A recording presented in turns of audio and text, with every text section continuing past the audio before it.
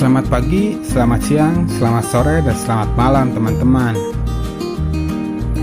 Kali ini saya akan berbagi informasi mengenai pendakian ke Gunung Raung.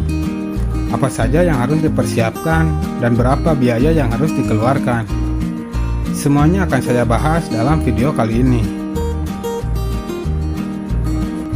Gunung Raung adalah gunung berapi aktif yang berada dalam jajaran Pegunungan Ijen dan sekaligus merupakan puncak tertinggi dari gugusan pegunungan tersebut. Gunung dengan ketinggian 3.344 meter di atas permukaan laut ini mempunyai predikat gunung dengan trek terekstrim dan sekaligus menjadi gunung yang mempunyai kaldera kering terbesar di Pulau Jawa atau terbesar kedua di Indonesia setelah Gunung Tambora. Secara administratif, kawasan Gunung Raung ini masuk dalam 3 wilayah di ujung timur Pulau Jawa, yaitu wilayah Bondowoso, Jember, dan Banyuwangi. Untuk mendaki gunung ini sebenarnya terdapat beberapa jalur. Namun dalam video kali ini saya hanya akan membahas jalur favorit yang paling sering digunakan, yaitu jalur Kalibaru yang terletak di Dusun Wonorejo, Desa Kalibaru Wetan, Kecamatan Kalibaru, Banyuwangi. Persiapan untuk mendaki Gunung Raung ini hampir sama dengan pendakian ke gunung lainnya. Namun yang berbeda, untuk mencapai puncak gunung ini, kalian akan melewati jalur tebing dan bebatuan curam yang kiri kanannya adalah jurang. Maka dari itu, untuk mendaki gunung ini, diwajibkan menggunakan guide yang sudah berpengalaman di gunung tersebut, baik itu untuk pendaki pemula maupun untuk pendaki muka lama sekalipun. Biaya yang harus dikeluarkan untuk menyewa jasa guide dan seperangkat alat panjat di gunung ini berkisar antara 350.000 sampai dengan 500.000 per orang, tergantung dari banyaknya orang yang akan berangkat. Peran guide di sini sangat penting karena pada saat summit jalurnya berbeda dengan gunung-gunung lain yang ada di Pulau Jawa. Dan tugas guide Gunung Raung yang sesungguhnya adalah pada saat summit ini. Untuk menyewa jasa guide ini sebaiknya dilakukan jauh-jauh hari sebelum melakukan pendakian, agar segala sesuatunya terencanakan dengan sangat matang. Selain itu juga, air adalah masalah utama di gunung ini, karena gunung ini tidak terdapat sumber mata air. Saya sarankan sebaiknya menyewa porter air untuk memangkas berat beban yang kalian bawa. Karena jika tidak menyewa porter air, bisa dipastikan kalian wajib dan harus membawa air minimalnya 8 liter per orang, belum lagi ditambah logistik dan lain-lain. Harga porter air ini adalah 350.000 untuk membawa 15 liter. Tinggal disesuaikan saja dengan kebutuhan tim kalian saat pendakian nanti.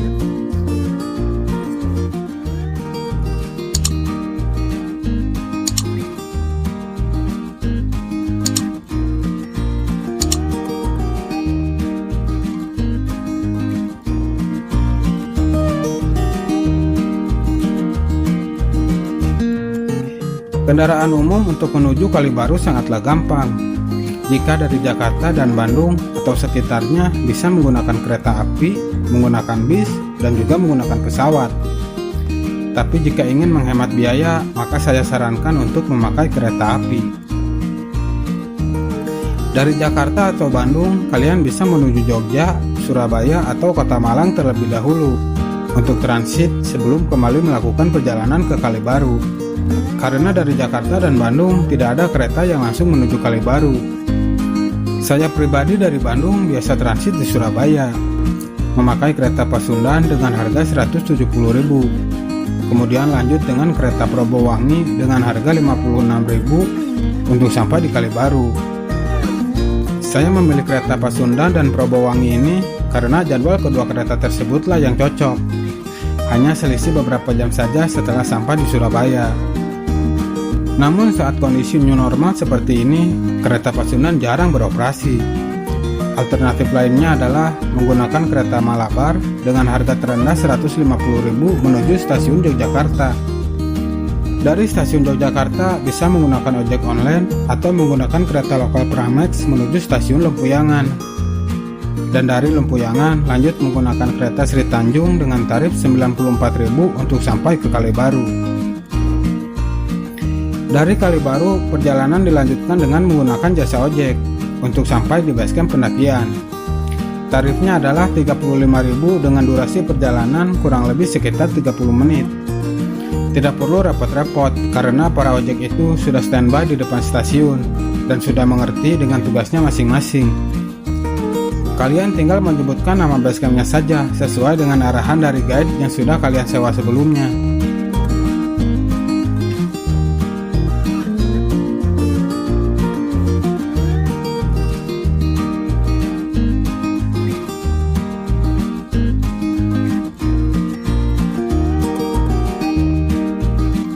Sebelum melakukan pendakian, kalian harus mengisi checklist perlengkapan yang kalian bawa. Kemudian membayar tiket masuk sebesar 45.000. Harga itu sudah termasuk dengan asuransi. Jangan lupa untuk melengkapi registrasi dengan melampirkan fotokopi KTP dan juga surat sehat yang masih berlaku. Ada juga biaya jaminan sampah sebesar 100.000 per tim. Uang ini bisa diambil kembali saat kalian turun nanti, tapi harus ditukar dengan sampah yang sesuai dengan yang kalian bawa. Biasanya uang jaminan sampah ini sudah ditanggung oleh guide beserta dengan materai 6.000 sebagai persyaratan pendakian. Jika semuanya sudah selesai, maka tahap selanjutnya adalah mengikuti briefing bersama pihak pengelola. Dan setelah itu, pendakian pun bisa segera dilaksanakan.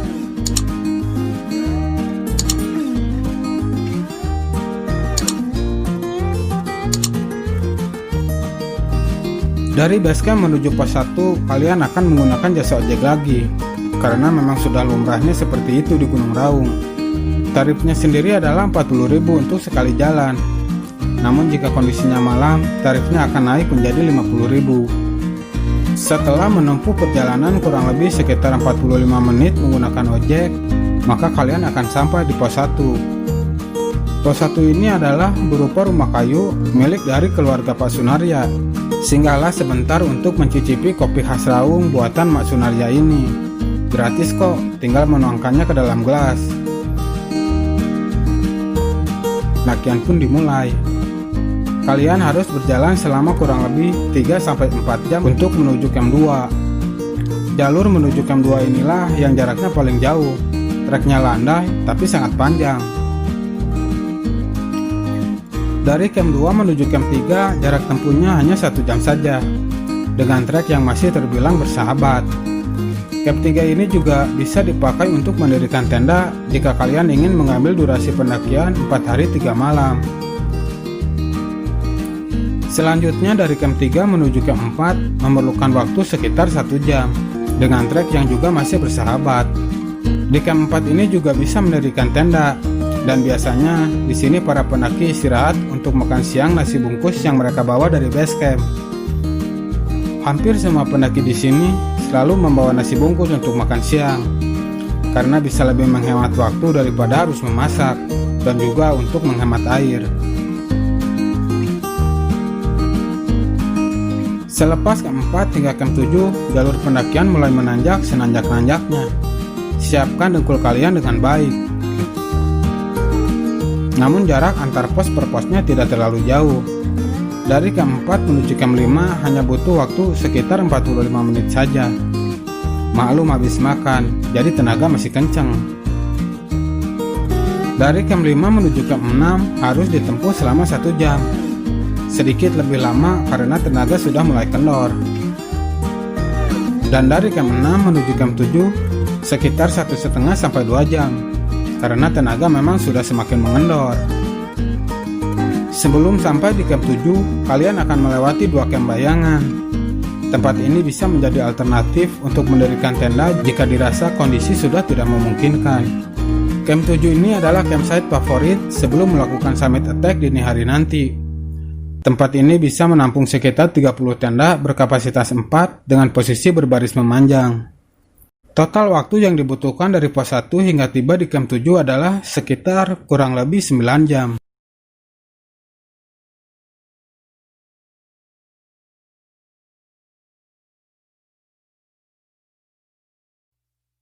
Sesuaikan waktu untuk memulai summit ini dengan banyaknya rombongan pendaki yang ada di camp 7, karena ini berhubungan dengan antrian di jalur ekstrim nanti. Mintalah saran dari guide kalian, karena dia udah pasti paham dengan situasi dan kondisinya. Tapi biasanya para pendaki mulai melakukan summit jam 2 dini hari. Waktu tempuh normal dari camp 7 menuju camp 8 adalah sekitar 2 jam. Dan dari camp 8 menuju camp 9 adalah 1 jam. Kemudian lanjut ke puncak bendera dengan waktu sekitar 10 menit. Biasanya para pendaki istirahat di camp 9 atau di puncak bendera ini sambil memasang harness dan alat panjat lainnya. Dari puncak bendera ini, ganasnya jalur ekstrim Raung mulai menampakkan diri, membuat hati berdebar-debar sambil terus bertanya-tanya seolah tidak percaya, apakah aku bisa? Perjalanan selanjutnya dibutuhkan kehati-hatian dan konsentrasi yang tinggi. Jangan lupa untuk selalu ikuti arahan yang diberikan oleh guide kalian. Di titik ekstrim 1, kalian akan melakukan pemanjatan dengan cara moving together dibantu oleh tali karmantel yang sudah dipasang oleh guide. Di sebelah kanan kalian adalah jurang dengan kedalaman kurang lebih 25 meter. Setelah itu, kalian akan melewati titik ekstrim 2, yaitu melakukan pemanjatan lagi untuk menuju puncak 17. Cara pemanjatannya masih sama dengan di ekstrim 1, tapi kondisi di puncak 17 ini sangat rawan apabila terjadi angin kencang. Untuk alternatifnya, kalian bisa melipir memutari puncak 17 untuk lebih menghemat waktu. Setelah itu, kalian akan tiba di titik ekstrim 3, yaitu jembatan Shirotol Mustaqim. Kenapa dinamakan jembatan Shirotol Mustaqim? Saya rasa kalian sudah tahu jawabannya. Di ekstrim 3 inilah kalian membutuhkan tingkat konsentrasi dan tingkat kefokusan yang benar-benar tinggi.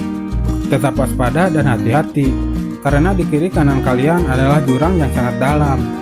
Kadangkala angin kencang juga sering menyapa yang membuat kalian terpaksa harus jalan merunduk atau bahkan merangkak. Setelah melewati jembatan Shirotol Mustaqim, maka kalian akan tiba di titik ekstrim 4, yaitu menuruni tebing batu dengan menggunakan cara rappelling. Setelah melewati ekstrim 4, kalian boleh sedikit lega, karena kalian sudah tidak lagi menggunakan tali kermantel. Namun jangan berbahagia dulu. Trek selanjutnya menuju puncak tusuk gigi ini justru yang paling menguras tenaga. Kalian harus mendaki bebatuan vulkanik yang terus menanjak tiada henti hingga sampai di puncak tusuk gigi. Butuh fisik yang benar-benar prima untuk melewati jalur ini. Sesampainya di puncak tusuk gigi, maka perjalanan kalian bisa dikatakan tinggal melewati yang enaknya saja. Karena dari sini untuk ke puncak sejati hanya butuh waktu sekitar 5-10 menit saja, dengan trek yang sangat bersahabat. Akhirnya, setelah kurang lebih 3 jam merayap dari puncak bendera menyusuri ekstrimnya jalur bebatuan, maka kalian akan tiba di puncak sejati Gunung Raung. Selamat untuk kalian. Silahkan bersenang-senang sejenak, karena perjalanan turun pun juga tidak kalah mendebarkan, apalagi saat di ekstrim 1 nanti. Perjalanan summit menuju puncak sejati Gunung Raung ini adalah sekitar 6 jam, sedangkan turun kembali ke campsite membutuhkan waktu sekitar 4 jam. Jadi total kurang lebih 10 jam waktu yang dibutuhkan untuk summit dari camp 7 hingga tiba lagi di camp 7.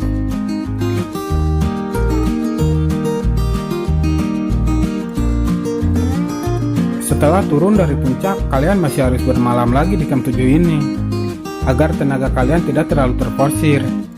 Kalian bisa menikmati indahnya matahari terbenam sambil ditemani secangkir kopi dan canda tawa bersama teman-teman yang lain.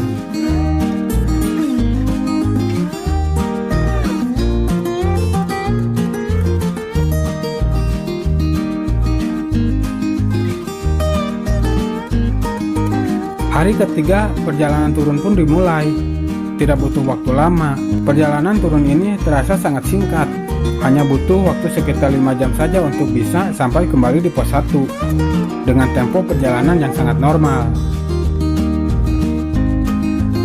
Lagi-lagi, kopi khas Raung buatan Mak Sunarja akan menyambut kalian saat tiba di pos 1, bersama senyuman para tukang ojek yang sudah tidak sabar ingin segera mengantarkan kalian kembali menuju base camp. Dan biasanya sore hari selepas asar kalian akan tiba di base camp. Itulah sedikit gambaran tentang pendakian Gunung Raung. Jadi rincian biaya yang harus disiapkan untuk melakukan pendakian ke Gunung Raung ini adalah sebagai berikut.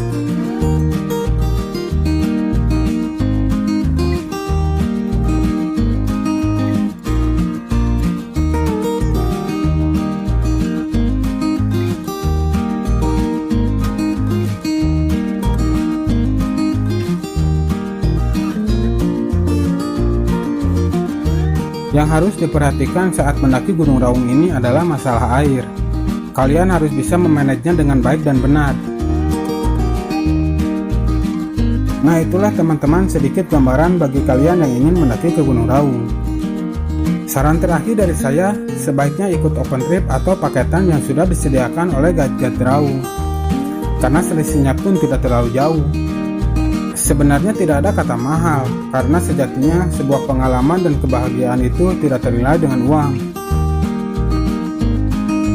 Ada sedikit jokes yang sering terlontar dari mulut para pendaki tingkat nasional. Tolong jangan diambil hati, karena ini hanya candaan. Mereka banyak yang berucap, jika belum mampu naik haji ke Kartens, minimal pernah umroh ke Raung.